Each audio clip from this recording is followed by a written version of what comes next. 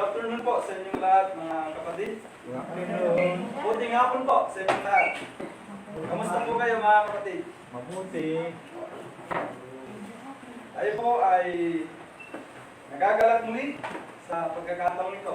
Dahil tayo po ay binupulot ng Diyos upang magbigay ng papuri. So, Happy Lord's Day po sa inyong lahat, mga kapatid. Happy Lord's Day. So, Happy Lord's Day rin po sa mga kapatid po natin na kasama natin ngayon na nagbibigay ng papuri sa Panginoon sa pamamagitan po ng live stream. So, ang atin pong pag-usapan sa hapon pong ito ay patungkol po sa kinaayawan ng lahat. Kundi, ito po ay ang patungkol sa problema. Sino po ang gustong dumanas ng problema dito? Wala akong nagtas dito. Ano po? So kung tayo po ay tatanungin, talagang ayaw po natin ng mga problema. Totoo po yan. Kahit saan man po tayo mapunta, kung tatanungin po natin ng isang tao kung gusto niya na magkaroon ng problema, siyempre, ayaw niya. Ayaw niya magkaroon ng problema. Ngunit dito, sa hapon pong ito, ating pong tatalakayin kung bakit tayo dumadanas ng problema. At ano yung mga mabubuting bagay na ibinibigay po sa atin ito kung tayo po ay nagkakaroon o dumadanas ng problema. Lahat po tayo dito ay nakaranas na at maaaring dadanas pa ng mga pagsubok dahil sa panagbilay tayo. At dyan sa problema mo, sa dadanasin tayo, nayari, si katuya so mangawitin si katayo, may ka-disappointment o pilay. Ano po? Tayo po ay madidismaya na magpatuloy. Or kung minsan, ang mga problema na kinakaharap po natin ay sila po yung magkukumpleto sa atin bilang tagasunod. Tunay na tagasunod ng ating pong Panginoong Diyos. Ngayon, ang tanong po sa atin, pag tayo ba ay nadanas ng problema, ano ang pipiliin po natin? Yung madismaya at hindi na patuloy? Or yung gagamitin po natin yung mga problema na dinadanas po natin upang patuloy pa na maglingkod sa ating pong Panginoong Diyos? Saan po kayo doon, mga kapatid? So kayo po yung makakasagot ng mga bagay na yan sa inyong mga sarili. Ngunit kung atin pong titignan, pagmamasdan ang mga tao na nasa paligid po natin, pag sila po ay dumaranas ng mga pagsubok, na sigara sundatanas, isa ay subok at bilay, ay may magiging dahilan, tapian sigara o tutunda, at sara may rarapatanda o pilpilalat da, at banag bilay da. Amaya may lasunog suban kung totoo, no si mabis sa problema at sigara, at dalay tuloy may napisandan, marakot. Balat, sayang ritma, panaral tayo natin, at pumon, na panunutan, subalan sa kayit si katayo, sa problema, yung sasabit si katayo, at normal labat itan. Nuwag inan mat, aray problema, yung sasabit si katayo, si katumutya sumakatulong, tapyan si katayo ang tutuwi Diyos, at maging kumpleto. So, unang naman tayo kaki. Minsan na po tayo sigurong nag-response, negative response doon sa mga problema na dumating sa ating pong buhay. Ano po? Maaaring tayo na po ay nadismaya at nagkaroon ng galit sa ating pong mga puso dahil sa mga problema na ito.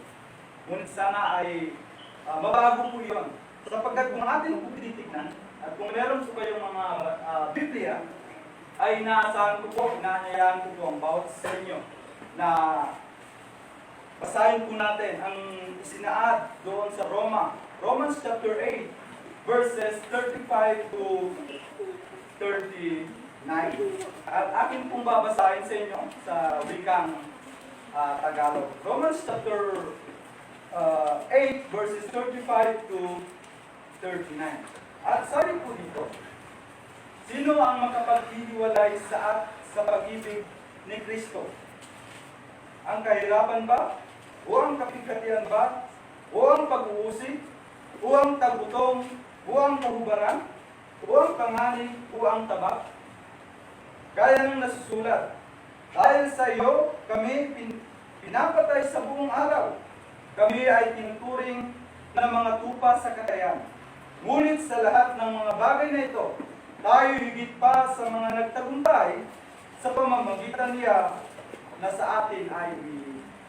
Sapagkat ako'y naniniwalang lubos na kahit ang kamatayan man, ni ang buhay, ni ang mga anghel, ni ang mga pinuno, ni ang mga bagay na kasalukuyan, ni ang mga bagay na darating, ni ang mga kapangyarihan, ni ang kataasan, ni ang kalaliman, ni ang alinpamang nilalang, ay hindi makapaghihiwalay sa atin sa pag-ibig ng Diyos na nakay Kristo Jesus na Panginoon natin. So, basbasan po nawa ng Diyos ang pagkabasa sa kanyang mga salita.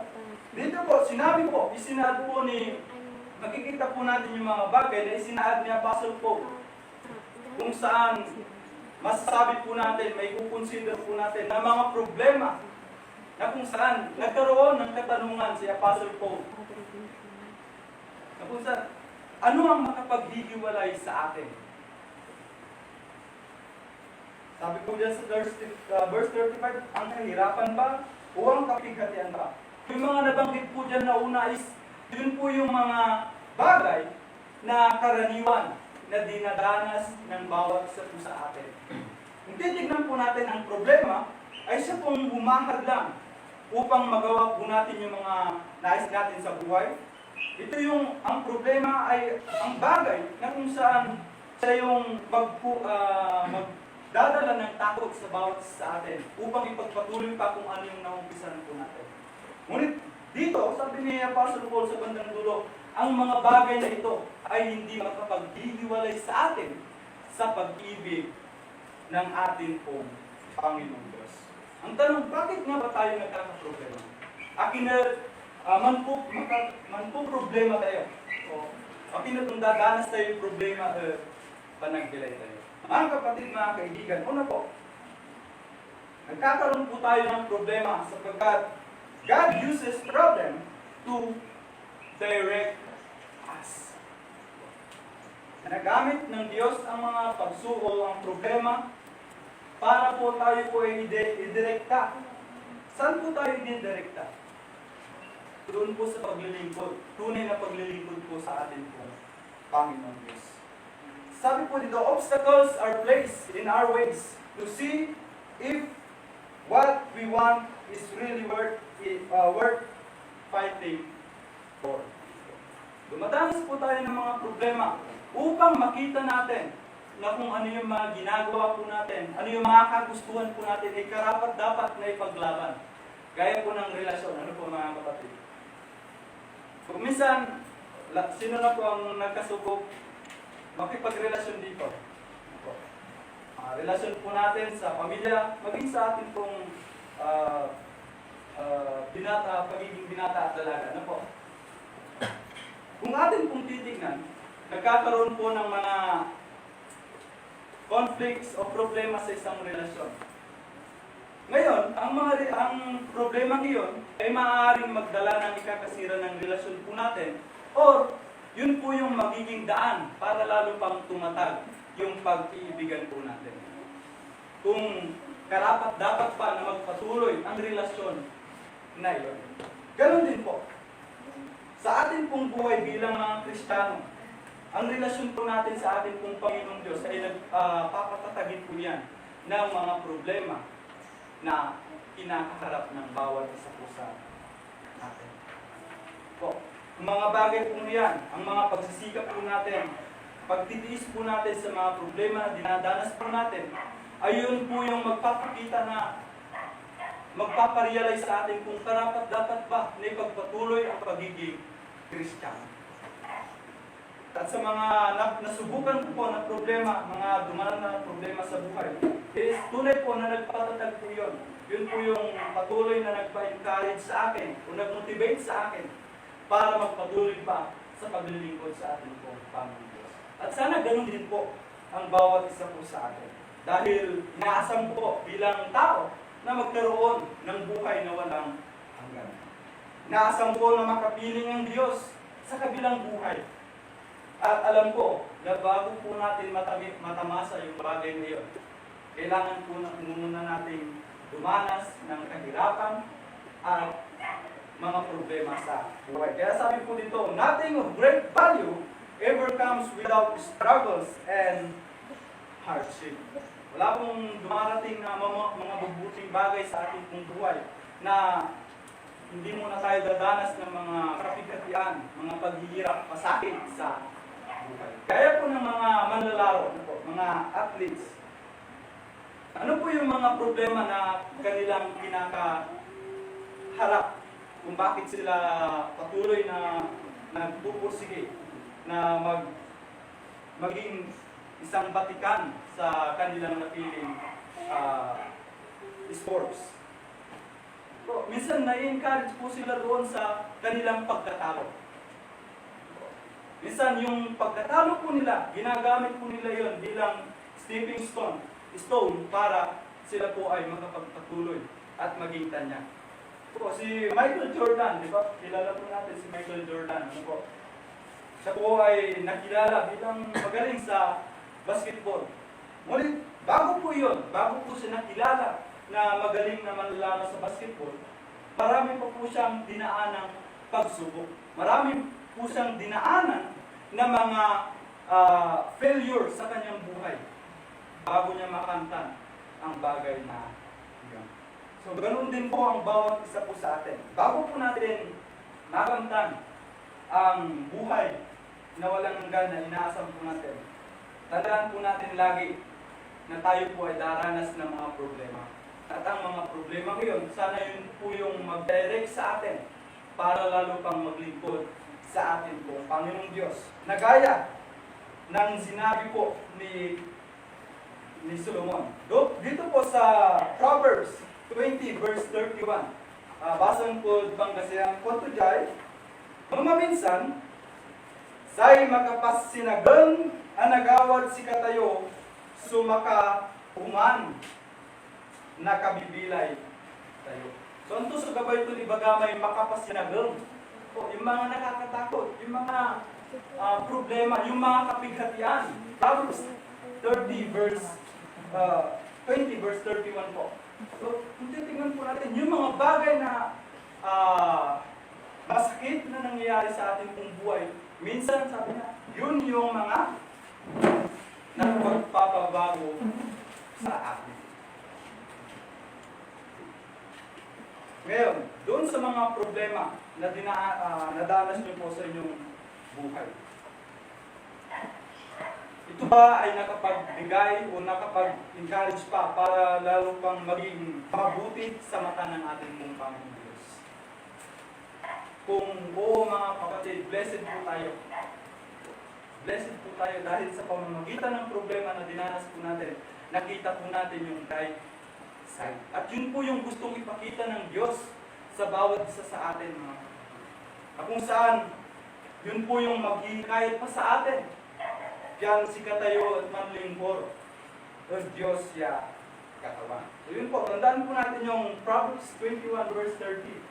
Yan, bali-bali, yung pagkabanggit ko Pangasinan ya Biblia. Ito, numaminsan say makapasinagang ang nagawad si katayo at si katuya so manguman kabibilay yabalan sa kayo si katayo. So next po, ginagamit ng Diyos ang problema upang tayo po ay suriin.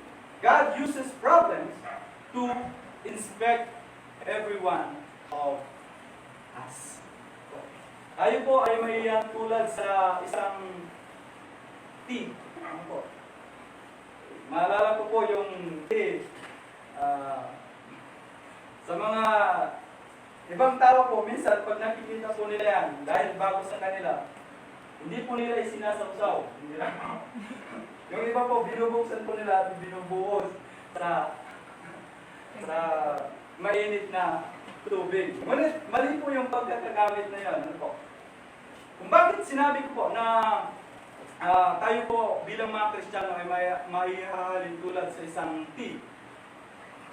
Dahil kung gusto po natin na matikman, malasahan kung ano yung nilalaman ng tea na yun, kailangan muna po natin itong isausaw sa mainit na tubig.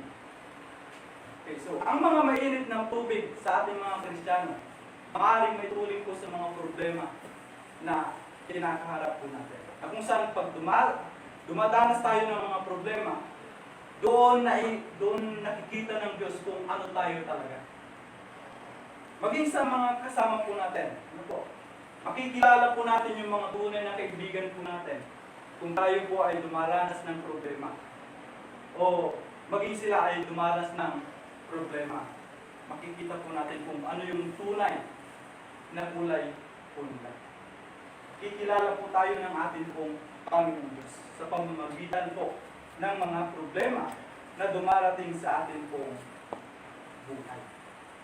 Ano po ang nakita ng Diyos nung si Job ay dumanas ng mga problema, mga pagsubok, kapighatian sa kanyang buhay? Nakita po sa kanya ng Diyos yung kanyang tunay na katapatan. At yun din po yung inaasahan ng Diyos sa bawat isa sa atin. Amay tunay, yapanani siya tayo si katat. Amay tunay, yapanangaro tayo o Diyos ya katawan. Aman sugabay na nananang na Diyos ay balang sa kayo si katayo. Nung naman tayo, aramay subok ya limabas at bilay ng Job. Ang tayo na ikumpara sa aramay subok yan nadadanas tayo natin. Pero, numaminsan si katayo parang OA, ano po, overacting. Nagkaroon lang ng problema, sumuko na. Nagkaroon lang ng problema, ayaw ko na.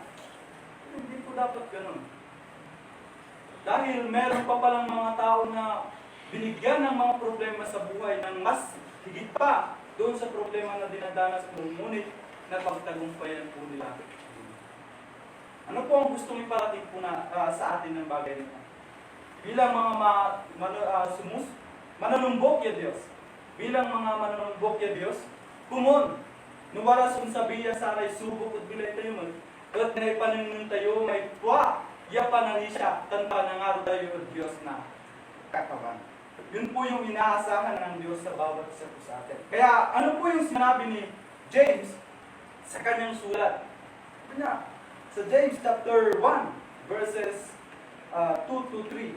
Atin pong basahin po yan. James chapter 1, verses 2 to 3. So sabi dyan, mga kapatid ko, ituring ninyong buong kagalakan kapag kayo'y nahaharap sa sari-saring pagsubok. Yamang inyong nalalaman na ang pagsubok sa inyong pananampalataya ay nagbubunga ng pagtitiis. So, napakaganda po, ano po. Ngunit ang tanong, tayo po ba ay tunay na nagagalak o dumarating ang problema sa atin? Maaaring hindi po, pero sa panahon po ito, kailangan na po natin baguhin. Turing po natin na kagalakan pag tayo po ay dumaranas ng mga samot-saring pagsubok. Bakit po natin kailangan ituring ito na may kagalakan? Eh dumadanas naman tayo ng pagsubok. Hindi ba dapat maging malungkot tayo? Dapat maging mahina tayo. Yun lamang po yung mga bagay na yan, para doon sa mga taong hindi nila minamahal ang ating pong Panginoon Diyos. Ngunit sa atin, na nagmamahal ng Diyos, sa ating pong Panginoon Diyos, ay dapat po tayo magkaroon ng kagalakan. Bakit po? Ano po yung naidudulot nito sa atin kung tayo po ay nagagalak sa ating pong pagharap sa mga pagsubok? Sabi po dyan, yamang inyong nalalaman na ang pagsubok sa inyong pananampalataya ay nagbubunga ng pagtitiis. So, doon po sa pagsubok na nararanasan ng bawat isa po sa atin, yun po yung pagtitest kung gaano po katatag yung pananampalataya natin sa atin pong Panginoon Diyos. Ngayon kung nakikita po natin na parang nagkibang-kibang na kumanta. Nung kibang-kibang ni so may panalisya tayo, kailangan tayo ulatan iman. Kailangan po nating patatagin ang bagay na yun, para ito ay maging matatag, maging firm sa pananampalataya. At sabi niyan, pag nasubok ang ating pong pananampalataya, ito po ay magbubunga ng pagtitiis. Ibig sabihin to, no, katayo at matiisin, at sa subok yung sasabihin tayo. Kasi na ipapanangingutan si rin niya, karapat dapat tayo at sa may aalagaran tayo, the eternal Diyos. Palang security. So, nasubok ka na ba ng ating pong Panginoong Diyos sa pamamagitan po ng problema? Ano po yung mga naging reaction mo? Ano yung naging nakita mong kailangan pang baguhin sa iyong sarili para lalong tumatag ang iyong pananampalataya sa ating pong Panginoong Diyos? Kayo po yung mga makakasagot ng bagay na yan. At kung nasagot niyo po, gawin niyo po. Dahil yun po yung inaasam-asam ng Diyos sa atin. Pinaparanas niyo po sa atin yung mga pagsubok upang suriin ang ating pong pananampalataya kung gaano na po ito katatag. Next po, God uses problem to correct us. Ginagamit ng Diyos ang problema upang tayo po ay ituwid. Tayo po ay hindi perfectong tao. Ngunit huwag po natin gawing rason yun para patuloy po na magkamali. At meron din po tayong mga pamantayan sa buhay na kung saan akala natin tama, kaya ito ay ating sinasagawa.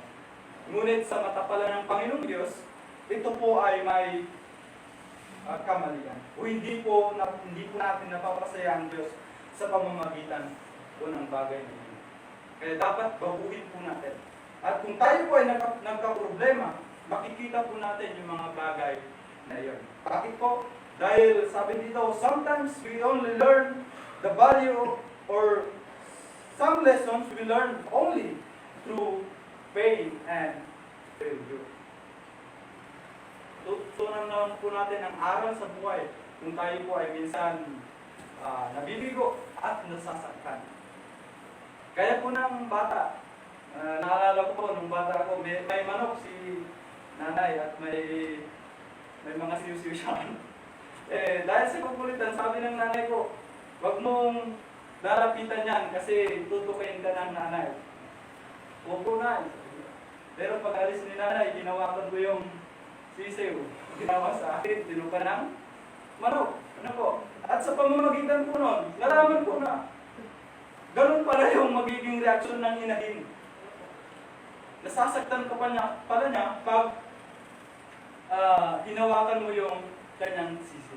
So sa pamamagitan po yun, tayo ay natuto dahil nasaktan po. Ganun din po. Minsan, agnutan bubumbunan, kunda taong patawag. Dahil bata nga tayo, gusto natin masubukan kung totoo nga yung sinasabi. Bumbunan tayo may kaldiron kapangakerawa. Unurangal. Subalang sakit. So, doon po sa pamamagitan po ng mga sakit, mga problema na dinadanas po natin, yung titignan po natin dito is matututo po tayo. Meron pong lesson na iiwan po sa atin yung bagay na yun. Dahil kung alam na natin na mainit ng kaldero, hindi na po natin ito hahawakan. At kung alam na po natin na suplagan to kami manok, ang mula bumbunan may anak ko. So, ganun po. Sa atin din po bilang mga Kristiyano. Kung alam po natin na yung mga minsan kasiyahan po natin sa buhay, yung mga minsan inaakala natin na kama sa atin paningin, ngunit magbibigay ang Diyos ng problema sa atin at ipapakita na yung mga bagay na yun ay mali pala. At pag dumating yun sa atin kung buhay, kailangan po natin baguhin. So sometimes we only learn the value of something by losing it. Ganun din po. Minsan, ano po natin yung kahalagahan ng isang bagay kung ito po ay nawala na. Sa panliligaw, ano po? Minsan, nung may mga nililigawan, minsan ayaw. Pero nung meron ng niligawan yung lalaki, sayang. Ano po? Sayang. So, ganun po sa buhay. Minsan, ganun po yung mga nangyayari sa atin. Pero kung atin pong titignan, yung sinabi po ni David sa Psalms 119. Psalms 119, verses 71 to 72. So, kung ito dyan, Pangasinan ya Biblia, sabi niyan, "Pangkaabigan ko so impakadusak." Tanaaralan ko lalaingan. Iray ganggan mo. Say ganggan ya hinter mo at mabli. Gan siya. Nan say lilibo abalatok tan. Diba? So, sabi ni David, sa aking pagkadusa ay ang aking pagkadusa ay nagdulot sa akin ng kabutihan ko or Pangasinan, pangkaabigan ko. So sa may pagkadusa, nating aralin yung kanyang mga salita. Kailangan natin pag-aralan at isang pamuhay at gawin sa ating pong buhay yung mga salita ng ating buong Panginoong Diyos. At yung mga utos sa liganggan niya Diyos at mablini konto. Mablini ng say balitok or doon sa mga ginto or doon sa mga hina. Ganun po kakahalaga ang mga pinag-uutos ng Diyos sa bawat o utusan ng Diyos sa bawat sa atin. At sana pag tayo po ay nakakaranas ng pagdurusa, sana tayo po ay gumawak at kumapit sa banal na kasulatan. Dahil ito po, ang Biblia po ang ginagamit ng Diyos upang makita po natin yung batayan patungkol po sa pananampalataya na dapat kapitan ng bawat isa po sa atin. So next po, yung puputang, ano po? God uses problems to protect us. Minsan, ang Diyos ay gumagamit ng problema upang tayo po ay Kanyang protektahan. Ano po? Ang problema, sabi niya, a problem can be a blessing if it prevents us from being something more serious. Ano? Mas blessings po yung mga problema kung ito po ay yung naging pumili para tayo po ay mas mapunta sa mga mas malalang problema. Ano po? May example ko po dito sa kapatid na Efren. Ano po? Okay. So, ng mga nakaraang linggo, si Brother Efren ay may nakitang online nang naghahayag ng trabaho. Ano po? Kaya pumunta si Brother Efren sa Pampanga. Sa unang punta niya, pinabalik sila kasi kulang pa daw sila. Kulang pa yung tao kaya pinabalik sila. And the second time, na tinawagan siya, pumunta siya. Siya ay pumunta at dumating doon. Nung pagdating nila, sabi nila, yung mga babae lang yung kailangan. Kaya umuwi na naman si Brother Efren. So yung problema po doon, si Brother Efren ay hindi natanggap doon sa trabaho. Ano po? Pero, paglipas ng 2 araw, nung nag-text si Brother Efren doon sa trabaho na ibinigay sa kanila, yung trabaho pong iyon ay konektado pala sa Fugo or online gaming or sa casino. Ano po? So, makikita po natin, yung problema ni Brother Efren is wala siyang trabaho, pero at hindi niya nakuha yung trabaho yun. Pero doon pala sa trabaho yun ay mayroong mas danger. Ano po? Dahil bilang Kristiyano, kung tinitignan po natin, yes, hindi ka nga nagsusugal, pero ikaw yung parang isa sa nagmamanage na magsusugal, masasabi po natin na worse po yan. Ano po? Worse po yan sa side natin bilang mga Kristiyano. So, kung titignan po natin, yung bagay na yun is nagdala ng mas mabuting bagay pa sa atin. Inilayo tayo ng ating Panginoong Diyos o inalayo siya ng ating Panginoong Diyos para hindi niya malabag o hindi niya makompromise ang sinasabi ng banal na kasulatan. So lahat po ng mga bagay ay nangyayari para po sa ikabubuti nga natin. So gaya po ng nangyari rin kay Joseph. Ano po? Ano po yung problema na dinanas, sinapit ni Joseph. Di ba siya ay ibininta ng kanyang mga kapatid. Masakit po yun. Isa pong nakakapanghina yung bagay na yun. Ititinda ka ng sarili mong kapatid. Ano po? O gagawin ka ng masama ng sarili mong kapatid. But then, paglipas ng mga maraming panahon, ano po yung sinabi niya? Sabi niya, you intended to harm me, but God intended it for good. Sabi niya, bababasa po natin yan sa Genesis chapter 50, verse 20. Ninais mo yun para sa aking kasasama, pero ginawa ng Diyos yun para sa aking o sa ikabubuti. Sa pamamagitan ng bagay na yun, ay makikita po natin na ang Diyos ay laging gumagawa para sa ikabubuti ng mga sumusunod sa Kanya. So, meron po ba kayong naalala na parang problema na kung saan mas naiwasan, dahil sa problema ngayon, mas naiwasan pa po natin yung mas malaking problema. Meron na po ba kayong naranas yun sa ibang buhay? Sa akin, meron din po, share ko lang konti. So, last 2012, nag-enroll po ako dyan sa BSU.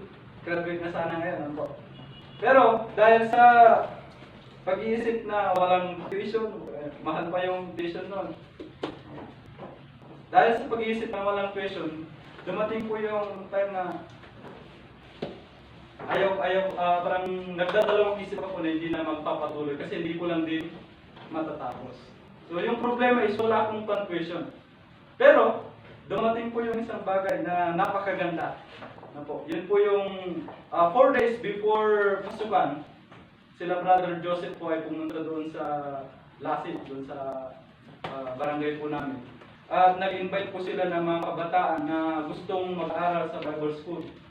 Libre, At doon, nung may kinakausap sila Brother Joseph, nilapitan ko yung kasama niya. Sabi ko, tinanong ko kung ano yung mga kurso na nandoon. Sabi ko sa kasama nila, sabi niya, may mga sundalo doon. Lahat ng kurso nandoon, sabi niya. Lahat ng kurso nandoon, sabi niya. Kaya ako naman, dahil libre nga, pangkanaw-nawa, Kaya at gusto ko noon na maging sundalo, Gusto ko maging sundalo noon. So, hindi na ako nag-isip. Dahil libre, sige. Kinabukasan, pumunta kami doon sa San Fabian. Hanggang sa madaling salita, nag-aaral ako doon. 1 linggo na yung lumipas. Bakit hindi pa kami nagdidirect? Bakit puro Biblia yung pinag-aaralan po namin? Hanggang sa pamamagitan na yun, sa every morning may devotional. Hanggang sa na-appreciate ko na meron palang purpose ang Diyos sa atin. Meron palang mas magandang purpose ang Diyos. Yes, hindi ako naging sundalo ng Pilipinas, pero naging sundalo ako ng ating pong Panginoong Jesucristo. At napakaganda po yun, mga kapatid. Napakaganda po yun, sapagkat para sa aking kabutihan. Yes, hindi ako nakapag-aral ng secular, hindi ko na-kurso yung course na kinukuha ko dati, pero may mas mabuting bagay na ini-offer ang Diyos sa akin. At, tingnan nyo, mas blessings po kasi naroon pa po sa panahon ngayon na libre ang pag-aaral sa PSU. So, doon sa mga problema na dinadanas po natin sa ating pong buhay, minsan, binibigay ng Diyos sa atin iyan upang mas matanggap po natin o mapalayo tayo sa mga mas malalang problema po. Lagi po natin isipin na para sa ikabubuti po natin lagi ang mga pagsubok o mga problema na dinadanas po natin. And last but not the least, God uses problem to perfect us. Ginagamit ng Diyos ang mga pagsubok, mga problema upang tayo po ay kumplituhin bilang tagasunod niya. So, sabi po dito, when we are responding correctly to the problems, it will build our character. So, yung ating pong katangian. Pamamagitan po ng danas ng mga problema, yun po yung magbabago ng atin pong katangian. Katangian na karapat dapat sa atin pong Panginoong Diyos. So sabi niya, paano po tayo nagre-response pag dumarating ang problema sa atin? Kung noon po mga kapatid ay puro negative ang iniisip po natin pag may mga problema, sana baguhin na po natin. Sana tignan po natin lagi kung ano yung gustong iparating ng Diyos sa bawat isa sa atin. At lagi po nating pagtiisan yung mga problema na dumarating sa atin pong buhay upang mahulma tayo at maging mas maganda ang katangian po natin at makamit po natin yung katangian na hinahanap ng Diyos sa bawat isa po sa natin. Lagi po natin isipin na pag may dumating na problema sa ating pong buhay ay mas malaki ang Diyos. Turing natin na ang problema ay parang barko, ngunit ang dagat ay napakalaki at napakalawak. Ganun po ang Diyos. Napakaliit ng barko, pero malawak ang dagat. Ang Diyos po ay malaki, mas malaki kaysa sa atin pong mga problema na dinaranas. Kaya sana magkaroon po tayo ng pagtitiis sa mga bagay na iyon.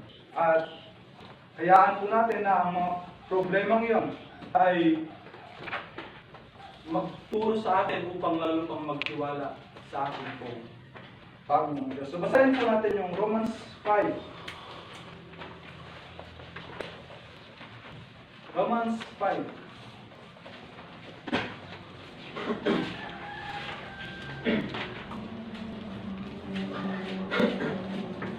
Romans chapter 5 verses 3 to 4. Sabi po dito,